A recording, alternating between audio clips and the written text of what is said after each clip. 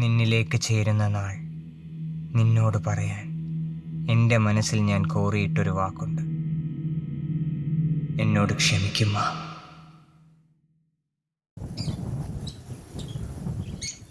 ഉടനെ കാണണം, കാര്യമായിട്ട് എന്തൊക്കെയോ പറയാനുണ്ടെന്നൊക്കെ പറഞ്ഞിട്ട്. എന്താ അമ്മ? ഈ മാല അമ്മ മരിക്കും മുമ്പ് എനിക്ക് തന്നതാ.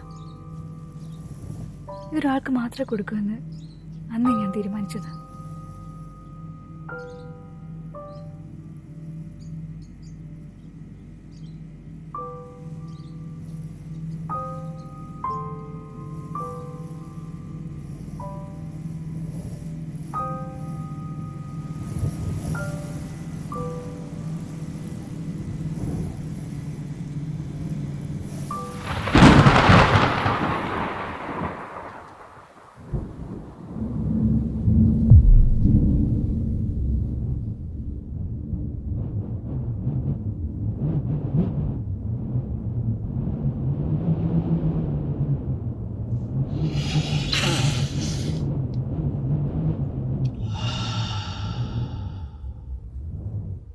നിന്നോട് പലപ്പോഴായിട്ട് പറയണമെന്ന് വിചാരിച്ചിരുന്നൊരു കാര്യം ഇത്.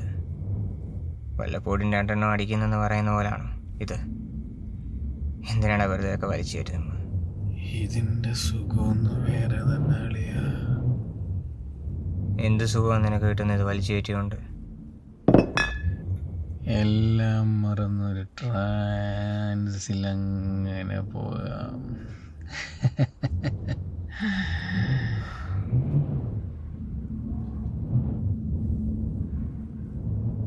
എല്ലാ അവളമാരും പറ്റിക്കില്ല.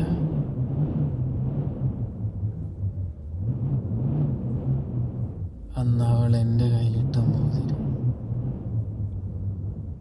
അവളെ കൊണ്ട് നടന്നവൻ ഉണ്ടാക്കി കൊടുത്തയാണെന്ന് ഞാൻ അറിയുന്നത് അവളുടെ കല്യാണത്തിന്.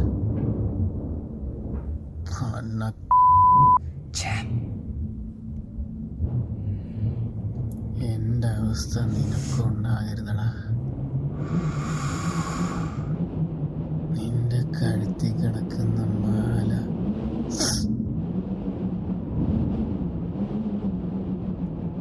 അവളുടെ അമ്മ തന്നെയാണെന്ന് എന്താ എത്ര ഉറപ്പ്?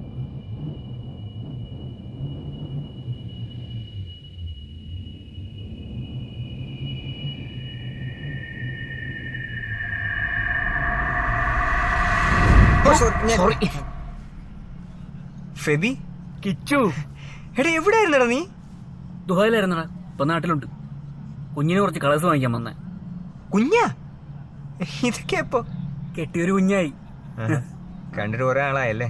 5 കൊല്ലാവുന്നില്ലടാ. നീ എന്നാ ഇപ്പൊ പരിപാടി? ഞാൻ സിനിമയുടെ കാര്യങ്ങളും പരിപാടി അസിസ്റ്റിങ് കുഴപ്പമില്ല പോകുന്നു. എടാ എന്തെങ്കിലും വർക്കുണ്ട് എന്നോട് വിളിക്കുക കേട്ടോ. ആ, എനിക്ക് സിനിമയ്ക്ക് ഇച്ചിരി ഇഷ്ടമുള്ള പരിപാടി. പിന്നെ തന്നെ വിളിക്കാമല്ലോ, നമ്പർ പറ. അതെന്റെ പഴയ നമ്പർ തന്നെ. നോക്കിയാ കഴിക്കാണ് നിന്റെ ഉണ്ടായിരുന്നു, പോയെന്ന് നോക്കട്ടെടാ. ഒരു മിനിറ്റ് നോക്കട്ടെ. ഈ നമ്പർ ഈ നമ്പർ എന്നാ ഓക്കെ, ഞാൻ നിന്നെ വിളിക്കാം. നടക്കട്ടെ. പിന്നെ ആ, ചോദിക്കുന്നുണ്ടെന്ന് തോന്നില്ലേ ഈ മാല? ഇത് എവിടെ? ഇതോ, ഇത് ഞാൻ കല്യാണം കഴിക്കാൻ പോകുന്ന കൂട്ടിയിട്ട് തന്ന അവളുടെ അമ്മ മരിക്കുന്നതിന് മുമ്പ് കൊടുത്തിപ്പോ എനിക്ക് തന്നു. എന്താടാ? എനിക്കൊരു കോൾ വരുന്ന കേട്ടോ, ഞാൻ ഇവിടെ നീങ്ങട്ടെ. ആ ശരി എന്നാൽ. ശരി. എടാ പെൻസിലും സ്കെയിലൊന്നും എടുത്തില്ല. ആ മറന്നോടാ. ഭാര്യയുടെ കോളായിരുന്നു തോന്നുന്നു. ആ ഭാര്യയുടെ ഓട്ടം കണ്ടപ്പോ മനസ്സിലായി.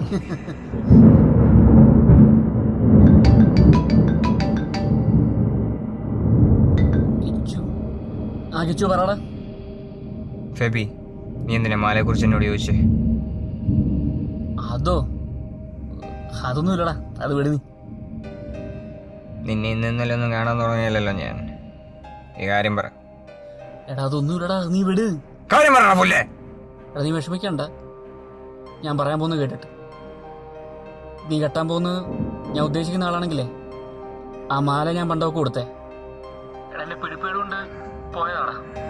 അങ്ങനെ ഒരു അബദ്ധം കാര്യങ്ങളൊക്കെ നന്നായി കഴിഞ്ഞ. എടാ പാസ്റ്റ് ഈസ് പാസ്റ്റ് എന്നല്ലേടാ. ഹലോ ഹലോ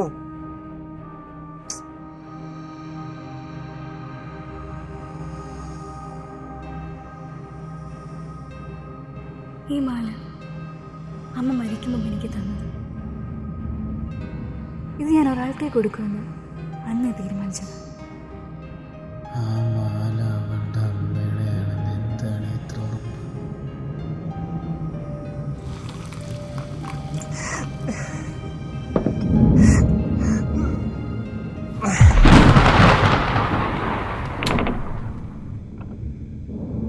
കിച്ചു വേണ്ടാച്ചാ, എന്തുപറ്റി എന്തുപറ്റി ഒരുമാതിരി വല്ലാതിരിക്കുന്ന മുഖമൊക്കെ? എന്തുപറ്റി?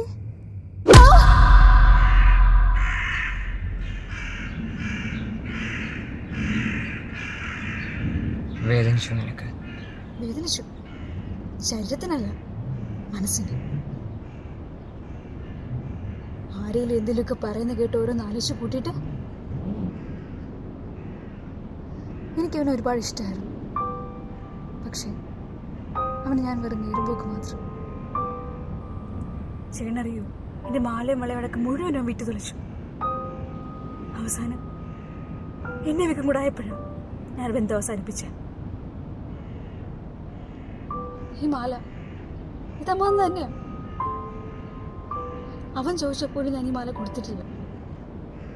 അങ്ങനെയുള്ളപ്പോൾ ഞാൻ ഈ മാല ചേട്ടന് തരണമെന്നുണ്ടെങ്കിൽ എനിക്ക് എത്രമാത്രം ഇഷ്ടമുണ്ടെന്ന് മനസ്സിലാക്കണമായിരുന്നു.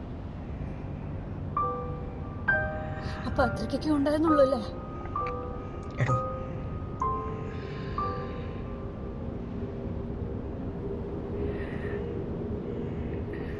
ഇതെ നോക്കി, ഒന്ന് നോക്ക്, നോക്കമ്മ, ഇതെ നോക്കി. സ്നേഹമില്ലാഞ്ഞിട്ടല്ല ഇന്നലെ അങ്ങനെയൊക്കെ സംഭവിച്ചു. സ്നേഹം കൂടുതലുണ്ട് തന്നെ. മറ്റേ കാര്യങ്ങളൊക്കെ തനിക്കറിയാമല്ലോ.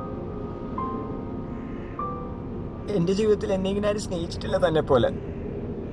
അപ്പം ഉള്ളിലെ ആ സ്വാർത്ഥത കൊണ്ടാണ് ഞാൻ. താനൊന്ന് ആലോചിച്ചു, തന്നോട് ചോദിക്കാതെ എപ്പോഴെങ്കിലും തൻ്റെ ശരീരത്ത് പോലും ഞാൻ തൊടാറുണ്ടോ? കൊണ്ടോടോ? അപ്പൊ തനിക്ക് അറിഞ്ഞുകൂടി ഞാൻ എത്രത്തോളം തന്നെ സ്നേഹിക്കുന്നുണ്ടെന്ന്. എല്ലാവരും വലിച്ചെറിഞ്ഞിട്ട് പോയതുപോലെ താനും ഇവിടെ അങ്ങ് പോയാലോ എന്നൊക്കെ ഓർത്തപ്പം അങ്ങനെ ഭ്രാന്തായിപ്പം പറ്റിപ്പോയതാ. ഇനി ഒരിക്കലും ഇങ്ങനെയൊന്നും ഉണ്ടാവില്ല. എന്നോട് ക്ഷമിക്കുമോ?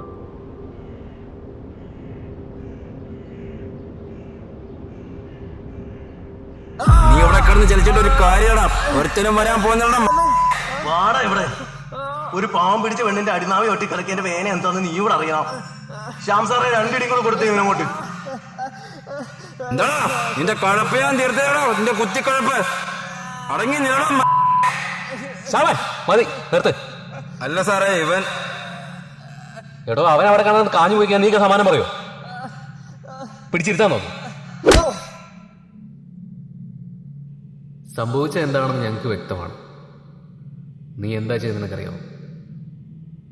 യുസി, രണ്ടുപേരുടെ ശരീരത്തിൽ മൾട്ടിപ്പിൾ ബ്രൂയിസ് മാർക്സ് ഉണ്ട്. പെൺകുട്ടിയുടെ അടിവയറ്റിലേറ്റ ബ്ലണ്ട് ഫോഴ്സ് ഇഞ്ചറി കാരണം യൂട്രസ് ഡാമേജ് ആണ്. Female victim, cause of death asphyxiation due to strangulation.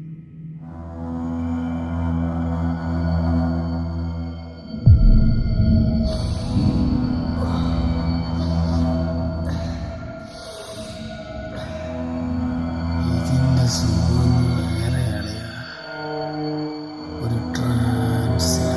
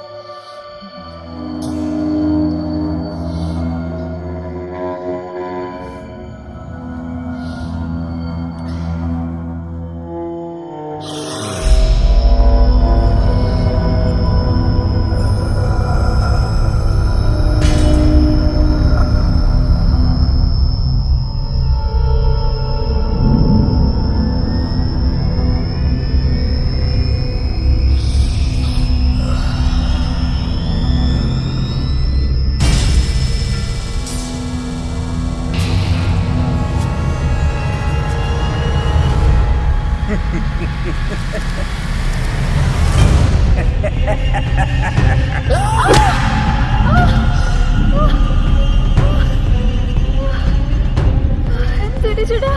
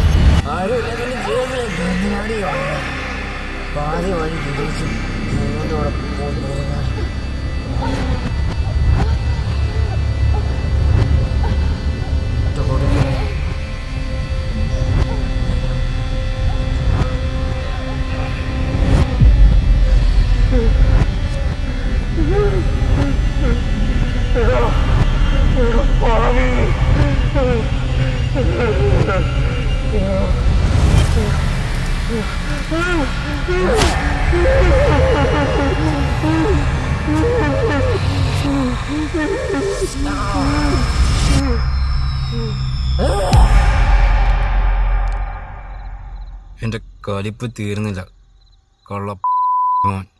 വീടി ശ്യാം സാറേ, ഇനി അവനെ നമ്മളെ കിട്ടും. ഇടിച്ച് അവൻ്റെ നാട്ടിലൂരി നമ്മൾ പഞ്ചസാര വെള്ളം കുടിപ്പിക്കും. ആരെയാണ് നിനക്ക് പഞ്ചസാര വെള്ളം കുടിപ്പിക്കണ്ടേ? രണ്ടിനോട് ഒരു കാര്യം പറഞ്ഞേക്കാം, കൈ വെക്കുമ്പോൾ ആളും തരുമെന്നോ കൈ വെക്കണം. അവനെ തൻ്റെ അഡ്രസ്സ് ഇല്ലാത്തവനായോണ്ട് നീക്ക് രക്ഷപ്പെട്ടു. അവൻ്റെ സ്ഥാനത്ത് പിടിപാടുള്ള ആരെങ്കിലും ആയിരുന്നെങ്കിൽ നിൻ്റെയൊക്കെ തൊപ്പിയായിരിക്കില്ല, തലയായിരിക്കും പോകുന്നത്. അതുകൊണ്ട് മേൽത്തരിപ്പ് തീർക്കുന്ന സ്വഭാവമൊക്കെ ഞാൻ കുറച്ച് തരും. അതാണ് ആരോഗ്യത്തിനും ആയുസ്സിനും നല്ലത്. നാളെ തന്നെ അവനെ സെല്ലിലോട്ട് മാറ്റാനുള്ള ഏർപ്പാട് ചെയ്യണം. തിങ്കളാഴ്ച കോടതി ഹാജരാക്കാനുള്ള എല്ലാ പ്രൊസീജിയേഴ്സും കംപ്ലീറ്റ് ആയിരിക്കണം. സാർ,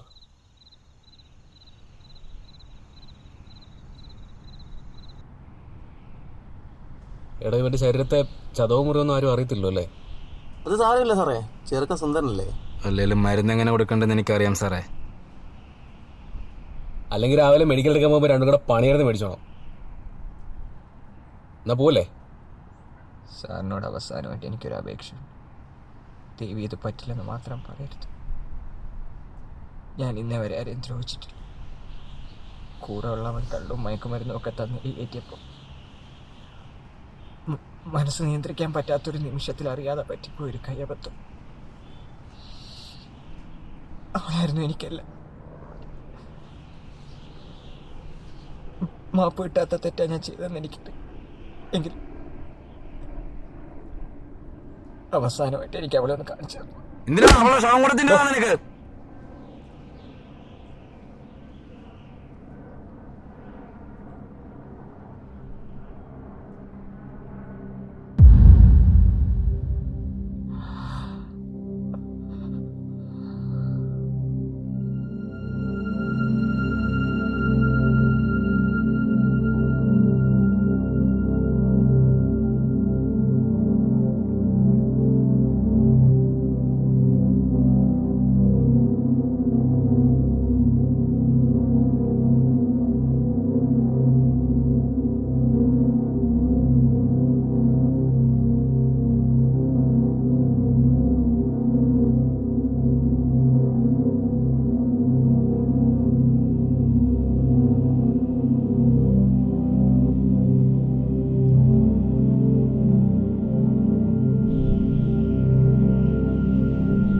ദൈവമായിട്ട് അനുഗ്രഹിച്ചു തന്നാ നിന്നെ ഒന്നിനും വേണ്ടി വിട്ടുകൊടുക്കില്ല ഞാൻ. ഈ ജന്മം മുഴുവൻ നിന്നെ എനിക്ക് വേണം.